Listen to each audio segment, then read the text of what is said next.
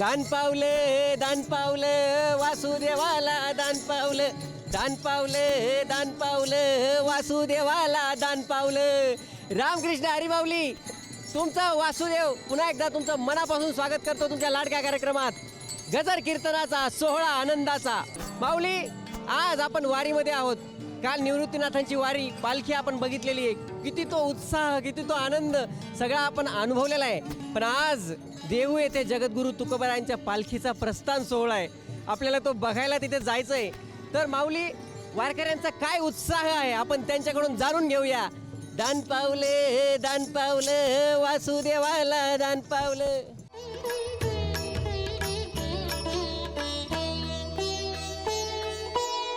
माय बाप गण गोत सखा पांडुरंग अमृतान नाले सुर गाऊ रे अभंग अमृतान नाले सुर गाऊ रे अभंग. रामकृष्ण हरी माऊली. रामकृष्ण हरी. माऊली, नाथांच्या पालखीसोबत तुम्ही असता व्यवस्थापन बघण्यासाठी, सुरक्षा बघण्यासाठी. वारकरी जेव्हा वारीमध्ये चालत असतात तेव्हा ते पांडुरंगाला स्मरण करत असतात, तेव्हा त्यांच्या सुरक्षिततेची काळजी तुमच्याकडे असते. आम्ही वाटच बघून असतो की ही पालखी केव्हा येईल. अरे वा. आणि सर्व नाशिकचे आमचे PI सर जे असतात ते एवढे तातडीने आम्हाला पाठ उठूनच पहिलं सांगतात की पालखी येणार आहे, अगोदर बंदोबस्ताला लागा. तेव्हा सगळं काय त्यांच्याकडे लक्ष ठेवा. जसं की लेडीज आहे, त्यांनी मंगळसूत्र जर बाहेर ठेवले तर त्यांना सांगा की प्रत्येक महिलेला सांगा की बाहेर निघताना मंगळसूत्र हे पदराच्या आत ठेवणे, झोपताना काळजी घेणे. जर दोघं जण आहे तर एक जण झोपा, दुसरे जण जागा. आणि जेवढे पोलीस फोर्स कमी पडेल जेवढी पाठवतच राहतात ते. आम्हाला आनंद होतो की वारी कधी येते. कारण सिन्नर एक असं आहे की भरपूर लोक रातपासून वाट बघतात त्याची. बरं, वारकऱ्यांची सगळ्यांची काळजी घेणारा तो पांडुरंग आहे. बरोबर. पांडुरंगाने सुरक्षिततेची जबाबदारी तुमच्याकडे हो. सोपवली आहे. तर तुम्हाला भावना काय असते लोकांची मदत करताना? मदत करताना एवढंच की त्यांचं जे पुण्य आहे थोडं आम्हालाही मिळावं, वा. आमच्या मुलाला पण मिळावं, वा वा वा. आणि आमचे जेवढे फोर्सवाले आहे त्यांना बळ मिळावं. वारीमध्ये असा काही अनुभव आलाय का, किंवा वाईट अनुभव किंवा चोरी बिरी असा काही अनुभव आलेला आहे कधी? हां, 1-2 वेळा आलेलं आहे, पण त्या चुकीमुळे झालेलं आहे. त्यांनी स्वतः बॅग विसरून गेलेले आहे. अच्छा अच्छा, म्हणजे ते विसरले आणि कंप्लेंट द्यायला आले तेव्हा म्हणले की बसमध्येच राहिली. बरं माऊली, वारीमधला एखादा गोड अनुभव सांगा बरं. अनुभव असाच आहे की कितीही लांब चालत गेलो आम्ही याच्यात हां. तर थकवा येत नाही. अच्छा. पहिली गोष्ट भूकतान लागत नाही, कारण ते चालता चालता पोट वगैरे थकवा सगळा निघून जातो. वा वा माऊली, तुमचं खूप अभिनंदन. तुमच्यामुळं वारकरी निसंकोचपणे वारीमध्ये पांडुरंगाचं नाव घेऊन कशाचीही चिंता न करता पांडुरंगाच्या चरणी जात राहतो. सगळी जबाबदारी तुमच्याकडे असते. आमच्या आधी त्याला काळजी आहे त्यांची, आम्ही तर नंतर येतो पण तो पहिली काळजी करतो त्यांची. धन्यवाद माऊली, तुमचं खूप खूप आभार. माऊली ज्ञानोबा माऊली तुकाराम, ज्ञानोबा माऊली तुकाराम, ज्ञानोबा माऊली तुकाराम, ज्ञानोबा माऊली तुकाराम, ज्ञानोबा माऊली तुकाराम. रामकृष्ण हरी माऊली. माऊली, जगद्गुरू तुकोबारायांनी आपलं संपूर्ण आयुष्य विठ्ठलाच्या प्रेमामध्ये, विठ्ठलाच्या भक्तीमध्ये अर्पण केलंय. माऊली, जगद्गुरू तुकोबारायांना विठ्ठलांचं वेळोवेळी दर्शन दिलंय. जगद्गुरू तुकोबारायांच्या पालखीचा आज प्रस्थान सोहळा देहूमध्ये होणार आहे माऊली. आणि याची देही याची डोळा, आपल्याला तो प्रस्थान सोहळा बघायचा आहे. अभंगामध्ये गुणगुणायचं आहे, अभंगाच्या नादात गुणगुणायचं आहे, वारीमध्ये नाचायचं आहे, विठ्ठलाचं नाव घ्यायचं आहे आणि वाजत गाजत त्या ठिकाणी जायचं आहे. पण मी तुम्हाला आत्ता झी टॉकीजच्या सभामंडपामध्ये घेऊन चाललोय. तिथे आपल्याला कथा ऐकायची. आजच्या कथेचं नाव आहे माऊलींचा हरिपाठ आणि कथाकार आहेत हरिभक्तीपरायण प्रकाश महाराज साठे. ज्ञानोबा माऊली तुकाराम. पुंडलिक वरदा हरी विठ्ठल श्री ज्ञानदेव तुकाराम. पंढरीनाथ भगवान की जय. माऊली ज्ञानेश्वर महाराज की जय. जगद्गुरु तुकाराम महाराज की जय. हरी. श्री गणेशाय नमः. श्री सरस्वती नमः. श्रीमातृदेवताभ्यो नमः श्रीपितृदेवताभ्यो नमः हरि महायोगपीठे तटे भीमरथ्यां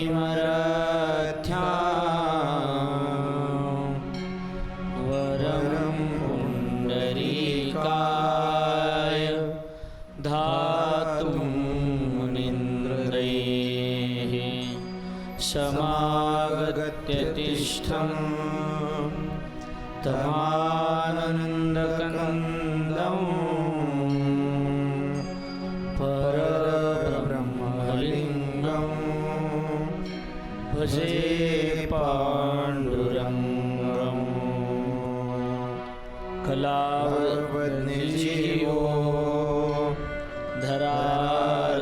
धरार्थावतारम् कलां काङ्कतेजो धिकामोदिवक्रम् खलानीशबाधा वनोदार्यदक्षम् समाधिस्थमूर्तिं भजे ज्ञानदेवम् नमो सद्गुरो तुकया ज्ञानदीपा नमो सद्गुरो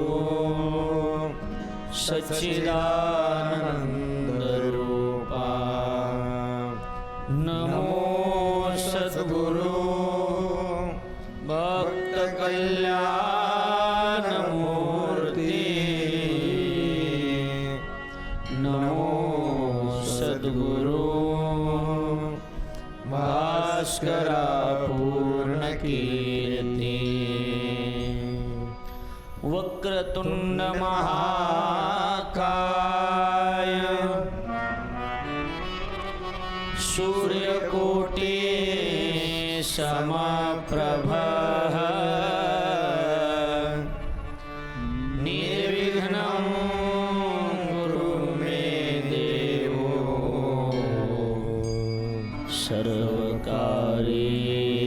सर्वकार्येषु सर्वदा कि मङ्गलं भगवान् विष्णु मङ्गलं गरुडध्वजाः मङ्गलं पुण्डरीकाक्षो मङ्गलाय तनो हरिः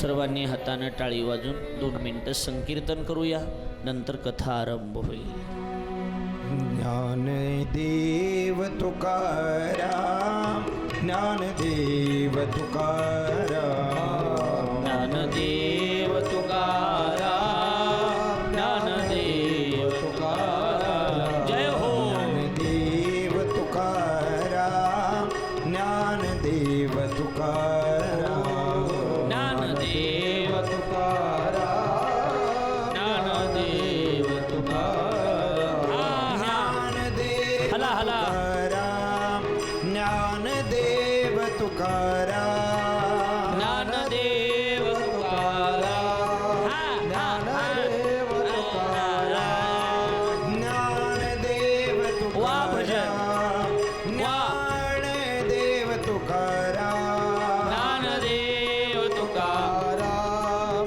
ज्ञानदेव तुकाराम ज्ञानदेव तुकाराम ज्ञानदेव तुकाराम ज्ञानदेव तुकाराम ज्ञानदेव तुकाराम ज्ञानदेव तुकाराम ज्ञानदेव तुकाराम ज्ञानदेव तुकाराम ज्ञानदेव तुकाराम ज्ञानदेव तुकाराम हा हा हा हा ज्ञानदेव तुकाराम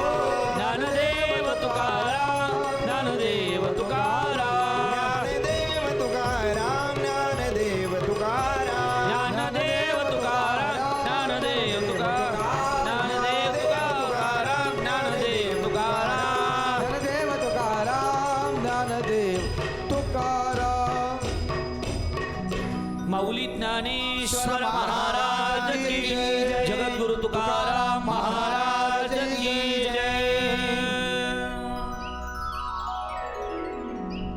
अनेक साधू संतांच्या पदस्पर्शानं पवित्र आणि पुनीत झालेल्या आपल्या या धानोरी नावाच्या पवित्र गावामध्ये विठ्ठल रुक्मिणी मंदिराच्या सुवर्ण महोत्सवी अर्थात 50व्या वर्षाच्या निमित्तानं संत ज्ञानेश्वर महाराज भजनी मंडळ आणि ग्रामस्थ मंडळ धानोरीकरांच्या वतीनं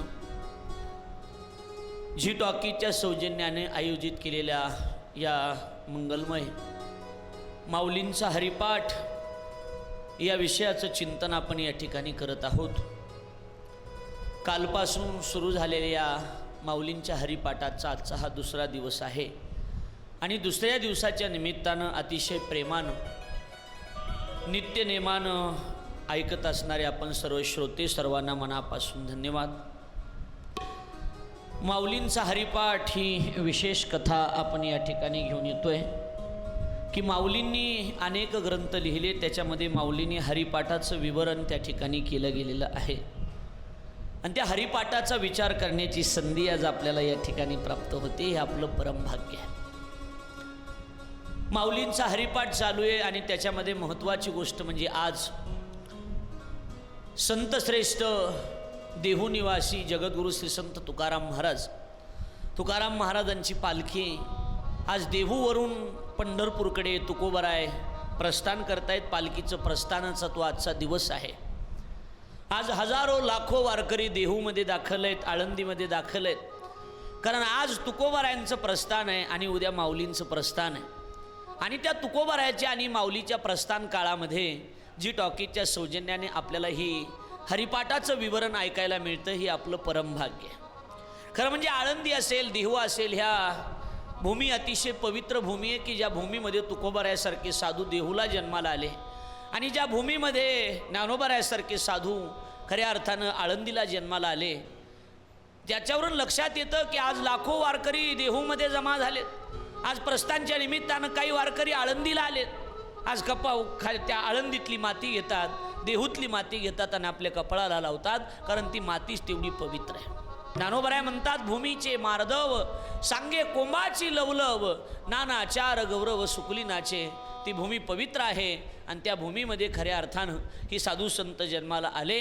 म्हणून तुकोबरायच्या प्रस्थानचा तो मुख्य दिवस आहे की आजचा दिवस आहे की आजच्या दिवशी तुकाराम महाराज देहूवरून पंढरपूरकडे प्रस्थान करणार आहेत आणि माऊली उद्या प्रस्थान करणार आहेत. खरं म्हणजे तुकोबरायची वारी जर सांगायची झाली तर मला स्पेशल त्याच्यावर एक कथा करावी लागेल. तुकोबरायची वारी हा विषय स्पेशल विषय. मागच्या वर्षी आपण वारीच्या वेळेलाच पंढरीचं महात्म्य त्या ठिकाणी श्रवण केलं होतं. तुकाराम महाराजांची वारी ही एका जन्मातली नाही. आज तुकोबराय पंढरीच्या दिशेनं प्रस्थान करतायत म्हणजे तुकोबरायची वारी एका जन्मातली नाही. तुकोबरायची वारी ही 7 जन्मातली आणि 7 पिढ्याची ही वारी आहे. विश्वंभर बाबापासून बोलोबापासून तुकोबरायापर्यंत ही वारी आहे.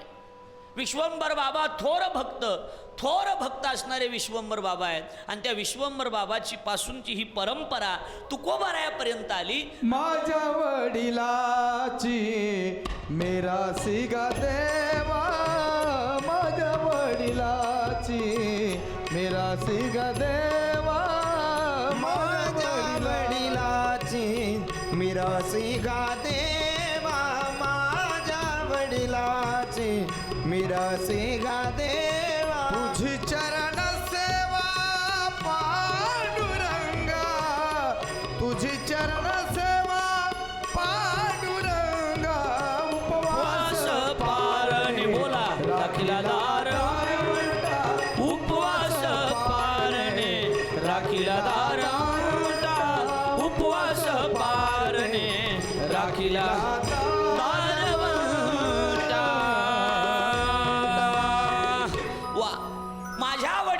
मिराशिगा देवा, तुझी चरण सेवा पांडुरंगा. उपवास पारणे राखीला दारवंटा, आणकेला भोगवटा आम्हाला गी. आमच्या वाडवडिलाची परंपरा आहे आणि ती वाडवडिलाची परंपरा आज तुकोबराय तीही सांभाळतात. पंढरीची वारी आहे माझे घरी, अनिक न करी तीर्थव्रत. काय व्रत एकादशी करीन उपवासी, गायीन हरनिशी मुखीना. हे पंढरीचं महात्म्य, पंढरीचा अधिकार थोर आहे.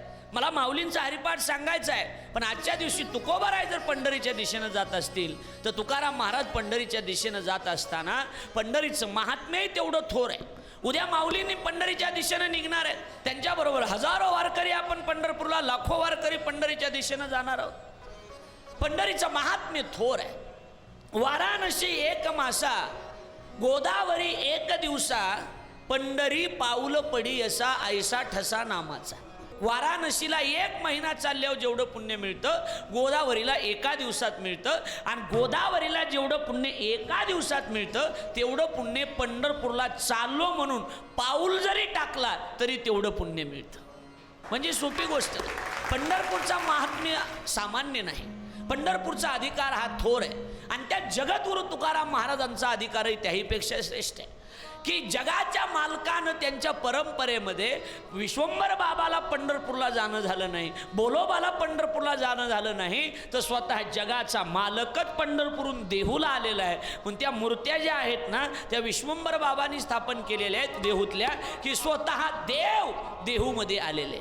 मला असं वाटतंय की माणसानं भक्ती एवढी केली पाहिजे, एखाद्या देवाची एवढी भक्ती केली पाहिजे, आई एवढी भक्ती केली पाहिजे की आपण देवाकडे नाही गेलं पाहिजे, देवानं आपल्याकडे आलं पाहिजे.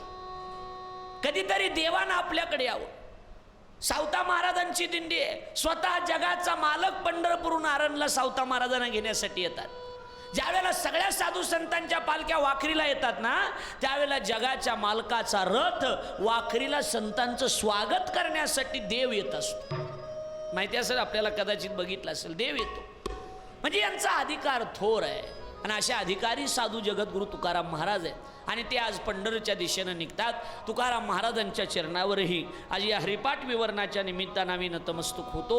आणि हरिपाठाचं चिंतन अतिशय महत्त्वाचं आहे, कारण हरिपाठाचा अर्थच आपल्या पुढं सांगितला आहे की नामस्मरण म्हणजे हरिपाठ, नामस्मरण म्हणजे हरिपाठ. रात्रंदिवस त्या हरीचं गुणगान गाणं म्हणजे हरिपाठ करणं. हरिपाठ करणं म्हणजे भजन करणं, आणि भजन करणं म्हणजे सेवा करणं.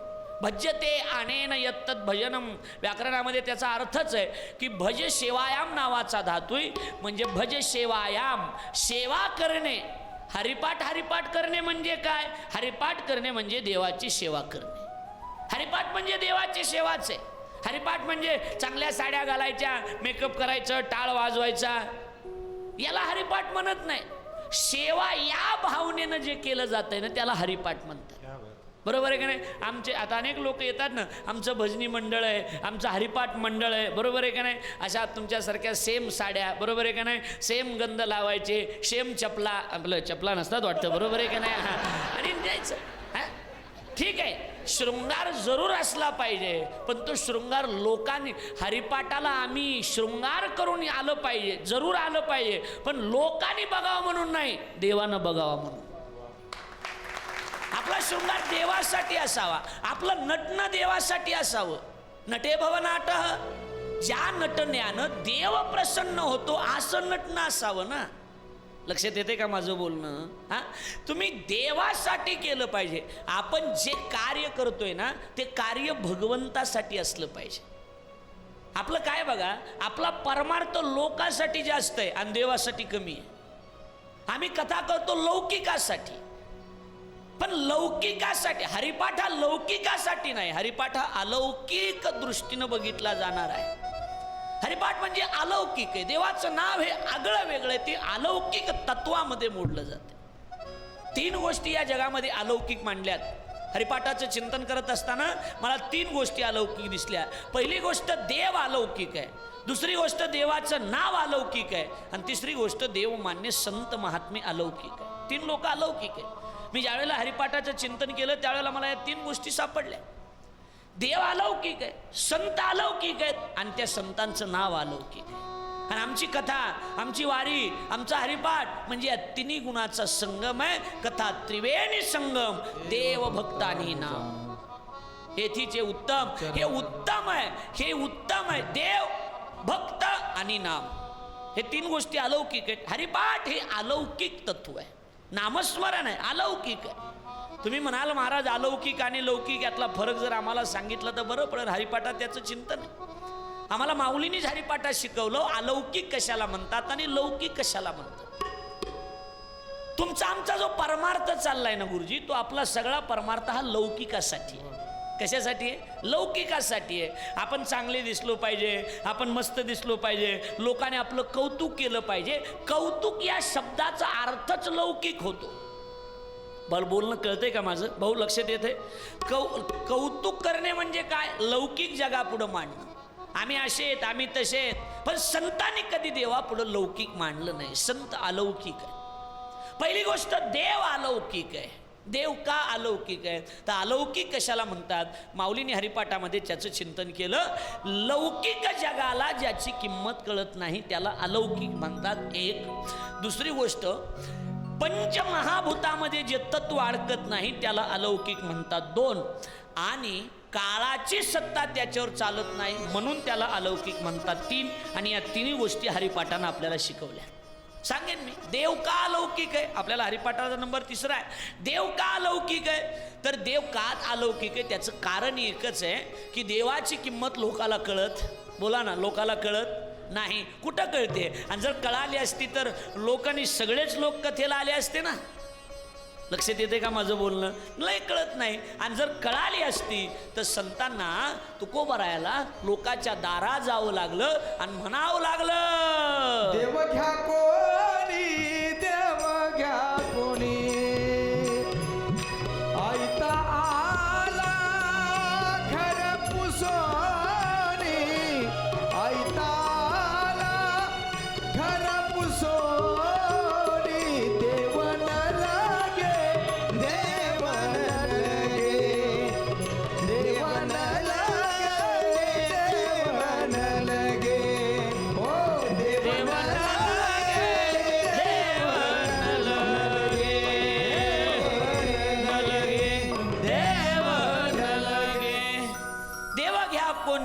देव घ्या कोणी, आयता आला घर पुसोनी. लोकांनी उत्तर दिलं, महाराज देव न लगे, देव न लगे, साठवणीचे रुंदले धागे. आम्हाला देव नको, देव नको याचा अर्थ जगाला किंमत कळाली नाही म्हणून देव अलौकिक आहे. दुसरा मुद्दा घ्या, पंचमहाभूतामध्ये जे तत्व अडकत नाही म्हणून देव अलौकिक आहे. कुठं अडकते पंचमहाभूतात? कारण पंचमहाभूताला निर्माण करणाराच देव आहे ना. केली निर्माण 14 ही भुवने, 14 भुवन कोणी निर्माण केली? देवानं. त्या तत्वात ते अडकत नाही. आणि काळाची सत्ता देवावर चालत नाही. माऊलीला ज्ञानेश्वरीमध्ये म्हणावं लागलं, म्या बोलविल्या बेदू बोले, म्या चालविल्या सूर्य चाले, म्या हलविल्या प्राणू हाले जो जगाचे चाळीता, मियाची नेमियला साता आणि काळू ग्राशी तसे भूता. काळावर सुद्धा विजय कोण मिळवत असेल तर काळावर सुद्धा देव विजय मिळवतो. तुझी ये सत्तेने वेदासी बोलणे, सूर्याशी चालणे, तुझी आपळे सूर्याशी चालणे, तुझी ये सत्तेने वेदासी बोलणे, सूर्याशी चालणे, तुझी आपळे सूर्याशी चालणे, तुझी आपळे. सरळ आहे. तुझी या सत्तेने वेदाशी बोलणे आणि सूर्याशी चालणे तुझ्या बळे. ऐसा तू समर्थ ब्रह्मांडाचा धनी, तो देव आहे. एक मुद्दा. दुसरा, देव मान्य संत का अलौकिक आहेत याचा विचार करू. आणि मग हरीचं नाव, हरिपाठ का अलौकिक आहे याचा विचार करू. दुसरा मुद्दा, संत का अलौकिक आहेत. पहिली गोष्ट, संतांची किंमत जगाला कळत नाही. आणि जर कळाली असती तर आज ज्यांच्या पालखीचं प्रस्थान आहे त्याच जगद्गुरु तुकाराम महाराजाला त्याच गावच्या मंबाजी गोसायानं काठीनं मारलं नसतं. लक्षात येते, आपण पुणे जिल्ह्यातली माणसं आहात, आपण तुकोबराय ज्ञानोबरायच्या भूमीतले लोक आहात. तुमच्या पायाखालची माती कपाळाला जरी लावली तरी उपकार फिटणार नाहीत. एवढे 2 संत या पुण्यानं महाराष्ट्राला दिलेत. जगद्गुरु तुकाराम महाराज किंतारा उभे राहिले, मंबाजी गोसाईनं काठीनं बदबदा मारलं तुकोबरायला, आणि संध्याकाळी कीर्तनला उभे राहिले तुकोबराय. रोजचा श्रोता माझा मंबाजीबुवा दिसत नाही, भजन्याला सांगितलं तुम्ही भजन चालू ठेवा, मी मंबाजीबुवाच्या घरी जाऊन येतो. आणि तुकोबराय मंबाजीबुवाच्या घरी जातात. आवाज देतात, ओ मंबाजीबुवा बाहेर या, मंबाजीबुवा. मंबाजीबुवा बाहेर येऊन बघतात, दुपारी ज्याला मारलं तो महात्मा तुकोबराय येत नाही. तुकोबराय म्हणतात, आलं माझ्या लक्षात. दुपारी तुम्ही मारलं ना, त्यामुळे तुम्ही लाजला असता. पण मी कुठं काय म्हणालो, चला गावगाड्यातली भांडणं सप्त्यात आणायचे नसतात. ते जी टॉकीच्या माध्यमातून महाराष्ट्राला सांगतो मी, गावगाड्यातले भांडणं सप्त्यात आणायचे नसतात. राजकारण राजकारणाच्या ठिकाणी ठेवायचं असतं आणि परमार्थ परमार्थाच्या ठिकाणी असला पाहिजे, हे लक्षात ठेवा. तरी मुंबाजी वसा येत नाही. तुकोबराय म्हणतात, तुम्ही हातपाय ना मला लाता बुक्या मारल्या ना, हातपाय गळाले असतील. असं करतो, अगोदर मी तुमचे हातपाय चोपून देतो, नंतर आपण कीर्तनाला जाऊ. बघितलाय असं कोणी महात्मा? असा महात्मा बघितलाय? ज्यानं मारलं त्याचे हातपाय चोपून देणारा माणूस जगाच्या पाठीवर आहे कोणी? नाही. ते माझे तुकोबर आहे. जगाला किंमतच कळाली नाही म्हणून ते अलौकिक आहे.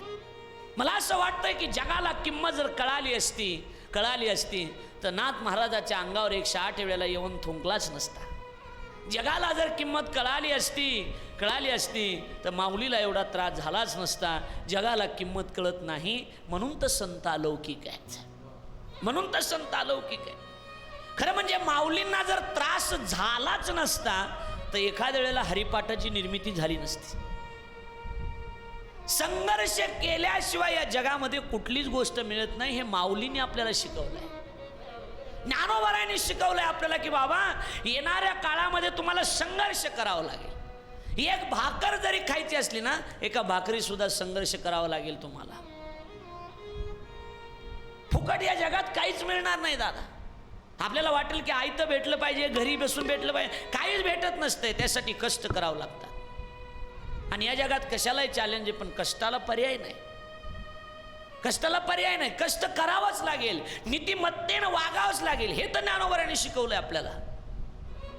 प्रपंच रात्रंदिवस केला पाहिजे, त्याची फलश्रुती काही मिळणार नाही, पण सुख समृद्धीनं. पहिली गोष्ट, आपण त्याच्यात उतरायलाच नाही पाहिजे, पण जर आता उतरला तर व्यवस्थित कडीला काढला पाहिजे. आमच्या भागात इंगळे महाराज होऊन गेले, त्यांनी म्हणावं, एक तर गुतू नये, गुतल्यावर कुतू नये. एक तर याच्यामध्ये अडकायचं नाही. कशात? प्रपंचात. आणि जर एकदा अडकलं ना पुन्हा अर्ध्यावर डाव मोडायचं नाही. ही गोष्ट लक्षात ठेवा. फार वाईट वाटतं कधी कधी. ती काय आमच्याकडं फारकत म्हणतात त्याला, डिवोर्स घेणारे लोक असतात. नवरा बायकोला सोडून देतो, कधी कधी बायको नवऱ्याला सोडून देते, त्याला वाईट वाटतं. हीच संस्कृती ज्यावेळेला डिवोर्सचे प्रमाणपत्र, डिवोर्सचे जे काही गोष्टी आमच्या कानावर येतात ना, त्यावेळेला प्रश्न असा पडतो की हाच देश आहे का की या देशामध्ये 14 वर्ष आपल्या नवऱ्यासाठी सीता वनवासाला गेली होती. वनवास सीतेला नव्हता, वनवास रामाला होता. ऐकताय तुम्ही? वनवास सीतेला नव्हता, वनवास रामाला होता. पण सीतेनं सांगितलं होतं, प्रभू जेथे राघव तेथे सीता. तुम्ही जर वनवासाला जात असाल तर तुमच्या बरोबर मी सुद्धा वनवासाला येणार आहे, कारण मी पत्नी आहे. आणि आपला पती जर संकटात असेल तर पत्नी सुखानं कसं काय राहू शकते? स्त्री जीवनातला सगळ्यात मोठा अलंकार जर कोणता असेल तर स्त्री जीवनातला सगळ्यात मोठा अलंकार आहे तिचं चारित्र्य. ऐकताय तुम्ही? हे चारित्र्य नावाचा अलंकार जर तुमच्या गळ्यात असेल तर या जगात कुठल्याच अलंकाराची तुम्हाला गरज पडणार नाही. गळ्यात एकही अलंकार नसला तरी चालेल, पण चारित्र्याचा डोक्यावर पदर जर असेल तर जगात तुमच्याकडे कुणीच वाईट नजरेनं बघू शकणार नाही. ही गोष्ट लिहून बघा. या म्हाताऱ्या पदर आयुष्यभर डोक्यावरचा पदर पडू दिला नाही. पदर घेतलं ना माणूस असं रुबाबात वाटत. ज्याला चांगलं काम करायचंय ना त्यांना आदर्श सुद्धा चांगला ठेवला पाहिजे.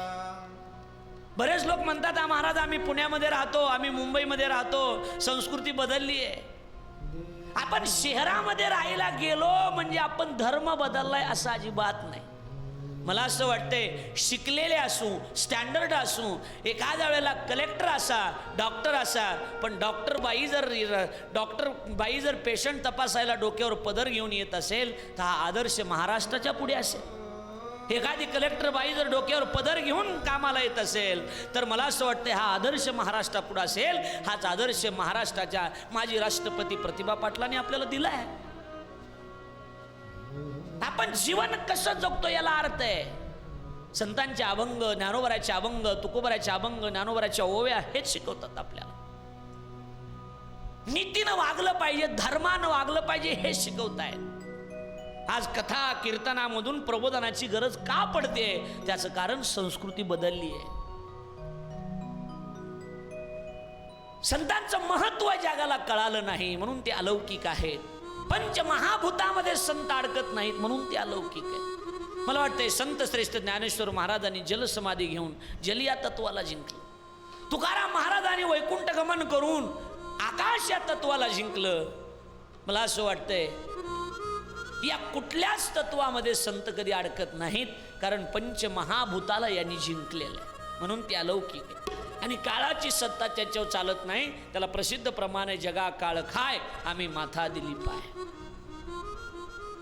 आता हरीचं नाम, हरीचा पाठ, देवाचं चिंतन का लौकिक आहे? आम्ही हरिपाठ सांगतो, मग हरिपाठ का लौकिक आहे याचा विचार आम्हाला करायचा आहे. तर हरिपाठ का लौकिक आहे गुरुजी? त्याचं कारण या हरिपाठाची किंमत लौकिक जगाला कळाली नाही. जर लौकिक जगाला हरिपाठाची किंमत कळाली असती तर आज प्रत्येक घरामध्ये 5 वाजले की हरिपाठ सुरू झाला असता. आजही वारकऱ्यांच्या घरामध्ये, आज आमचे रवी महाराज पवार इथं बसलेत, 5 वाजले की त्यांच्या घरातले मुलं पत्नी सगळे बसून हरिपाठ करतात. ही सगळी मंडळी सोबत आहेत. आम्ही कथा कीर्तनला जरी जाता असलो तरी गाडीत बसला 5 वाजले की विशालदादा हरिपाठ सुरू करतात. नियमामध्ये कधी खंड पडला नाही. हरिपाठ नित्य नेमानं केला पाहिजे. माऊलीला बोलावं लागलं, नित्य नेम जर नसेल तर ते प्राण्यासमान. नित्य नेम नामी ते प्राणी दुर्लभ. नित्य नेम नामी ते प्राणी दुर्लभ. नित्य नेम नामी ते प्राणी दुर्लभ. नित्य नेम नामी ते प्राणी दुर्लभ. लक्ष्मी वल्लभ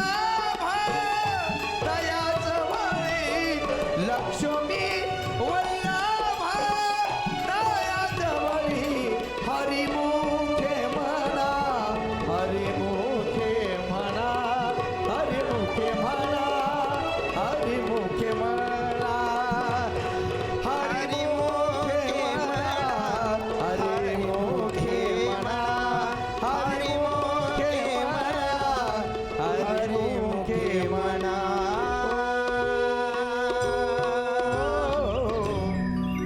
नित्य नेम नामी ते प्राणी दुर्लभ. नित्य नेम नामी ते प्राणी दुर्लभ. लक्ष्मी वल्लभ तया जवळ. अलौकिक हरिपाठ आहे, अलौकिक आहे. जगाला हरिपाठाची किंमत कळालीच नाही. आज जर प्रत्येक घरामध्ये हरिपाठ झाला असता तर आम्हाला झी टॉकीजवर हरिपाठाचं विवरण करण्याची गरजच पडली नसती. एक डोक्यात ठेवा, हरिपाठ म्हणजे नामस्मरण. हे डोक्यात ठेवा, हरिपाठ म्हणजे नामस्मरण. हरीचा पाठ करणे म्हणजे हरीचं नामस्मरण करणे. देवाचं भजन करणे म्हणजे हरिपाठ करणे. एवढं डोक्यात ठेवा.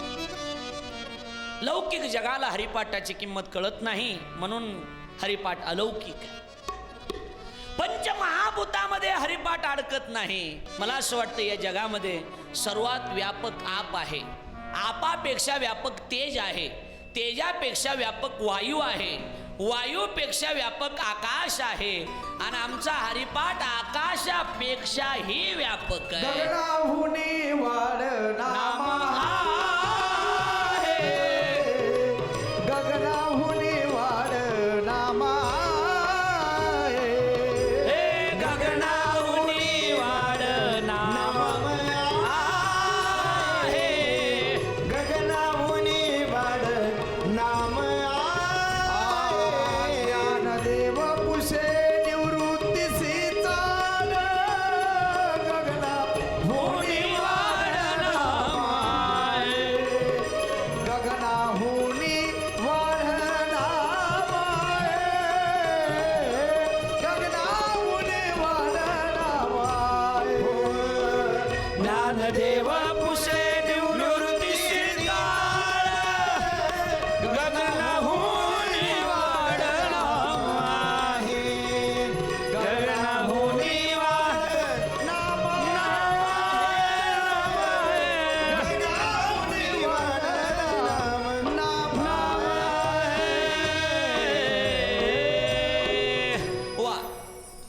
माऊलींच्या हरिपाठातले प्रमाण आहे सगळे हे. ज्ञानदेव पुसे निवृत्तीशी चाड, गगनाहुनी वाढ नाम आहे. नाम म्हणजे हरिपाठ, देवाचं नाव आकाशापेक्षा व्यापक. हरिपाठ आकाशापेक्षा व्यापक. असंच आम्ही एकदा म्हणलं, ज्ञानदेव पुसे निवृत्तीशी चाड आणि गगनाहुनी वाढ नाम आहे. याचा अर्थ काय? एक जण मी असं तो म्हणला, असा नाही अर्थ. पेरणीचे जवळ आले होते, सिद्ध बेटामध्ये माऊलीला गहू पेरायचा होता आणि त्यांचं चाडं हरपलतं म्हणे. चाडं, पेरणीचं चाडं असते, तुम्हाला नाही कळणार पुण्यातल्या लोकांना. चाडं हरवलं होतं, चाडं. मग ते ज्ञानोबरायांनी निवृत्तीनाथाला विचारलं, दादा आपलं चाडं कुठे? ज्ञानदेव पुसे निवृत्तीशी चाड. लक्षात आलं? असा नाही त्याचा अर्थ. लोक कसाही अर्थ लावतात, अजिबात असा नाही अर्थ. असा अर्थ आहे ज्ञानदेव पुसे निवृत्तीशी चाड. ज्ञानोबराय निवृत्तीनाथाला विचारतात आणि ज्ञानोबराय म्हणतात, दादा मला असं वाटतंय की पंचमहाभूताला न अडकणारं नाव आहे हरीचा पाठ, आकाशापेक्षा व्यापक आहे. हरिपाठातच माऊलींनी लिहिलं, गगनाहुनी वाढ नाम आहे. एक मुद्दा अजून एक राहिला, देवाचं नाव, आमच्या हरीचा पाठ, त्या हरिपाठावर काळाची सत्ता चालत नाही. ऐकताय? जरूर आहे, आपल्याला प्रमाण सरळ म्हणायचे, मला मान्य आहे. पण एक लक्षात ठेवा, हरीचा पाठ जो आहे, हरीचं चिंतन जे आहे, ते हरीचं चिंतन केलं की काळाची सत्ता तिथं चालत नाही. ही गोष्ट लक्षात ठेवा. काळ तिथं येऊ शकत नाही महाराज. ज्या वेळेला यमदूत आहेत ना, यमदूतानंच यमधर्मानंच यमदूताला सांगितलंय, यमधर्म सांगे दूता तुम्हा नाही तेथे सत्ता, जेथे होय हरिकथा म्हणजे हरिपाठ, हरिकथा म्हणजे हरिपाठ, जेथे होय हरिकथा सदा घोष नामाचा, नका जाऊ तया गावा नामधारकाच्या शिवा, सुदर्शन यावा घिरटी फिरे भोवती. याचा अर्थ एकच आहे, त्या ठिकाणी जर तुम्ही भजन करायला सुरुवात केली तर माऊलीच म्हणतात, माऊलींनी सरळ सांगितलंय की जेवढा मोठा जरी काळ असला तरी आता करू न शक्य बळ, तो काळ तिथं बळ त्याचं दाखवू शकत नाही. लक्षात येते माझं बोलणं? हा, म्हणून एक लक्षात ठेवा, आमचं देवाचं नाव, आमचा देवाचा हरिपाठ, तिथं जर तुम्ही भजन केलं, माऊली म्हणतात येमे कुळ गोत्रवर जियले. जिथं हरिपाठ सुरू आहे तिथं काळ येऊ शकत नाही. नाहीतर असा कोणताच माणूस नाही की तो मरू शकत नाही. बरोबर? प्रत्येकावर काळाची सत्ता आहे. आज नाही नेलं तर उद्या नेणार आहे, उद्या नाही नेलं तर परवा नेणार आहे. पण काय विशेष आहे हो, मला तुकोबरायचं आज पालखीचं प्रस्थान आहे, उद्या माऊली निघणार आहेत. आज 20 लाख लोक माऊलीच्या पालखी सोहळ्यात असतात.